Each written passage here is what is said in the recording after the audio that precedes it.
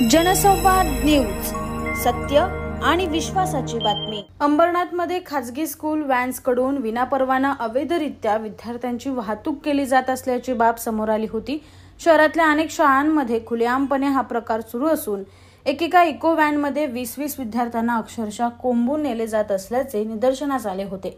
वाहतुकीच्या नियमांना डावलून सुरू असलेल्या या वाहतुकीला चाप बसण्यासाठी कल्याण उपप्रादेशिक विभागाच्या वतीने आज शहरात कारवाई करण्यात आली। 2 दिवस झालेल्या कारवाईत सुमारे 80 वाहन, यामध्ये स्कूल बस, रिक्षा, व्हॅन याचा समावेश असून या वाहनांवर दंडात्मक कारवाई करण्यात आली। अंबरनाथमध्ये आम्हाला अशी माहिती मिळाली होती की विनापरवाना विद्यार्थी वाहतूक, शालेय विद्यार्थी वाहतूक होते आणि आमच्या उपप्रादेशिक परिवहन कार्यालय कल्याण यांचा उद्देश असा आहे की विद्यार्थ्यांची वाहतूक ही सुरक्षितपणे झाली पाहिजे आणि त्याची कुठेही उल्लंघन झालं नाही पाहिजे। त्या दृष्टिकोनातून आम्ही ही तपासणी केली। यासाठी आमचे 4 वायू पथक इथे आले होते। 12 अधिकारी याच्यामध्ये सहभागी झाले होते आणि सकाळी शाळा सुटण्याच्या दरम्यान आम्ही ही कारवाई केली।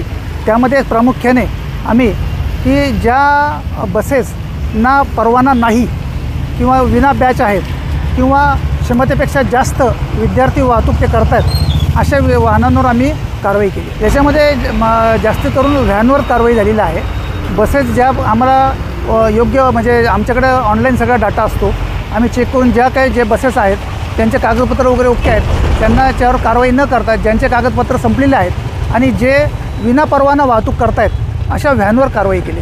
अंबरनाथ पार्लेगांव में खुल चुका है एक ऐसा प्रीमियम रेस्टोरेंट जहां आपको मिलता है डिलीशियस फूड, साथ एक कॉजी इंटीरियर का आनंद। Welcome to noon to moon. हर कॉर्नर आपको अपने एक अलग वर्ल्ड में ले जा सकता है। फैमिली मीटअप्स, गैदरिंग्स या अपने special dinner, non veg to veg, इनके मेन्यू में आपको हर तरह के डिलीशियस मिलते रहेंगे। इसलिए स्पेशल सिंधी डिशेस, जहाँ आपको मिलेगा एक वाइड वेराइटी ऑफ डिशेस, हर एक टेस्ट बर्ड को सॅटिस्फाय कर सके।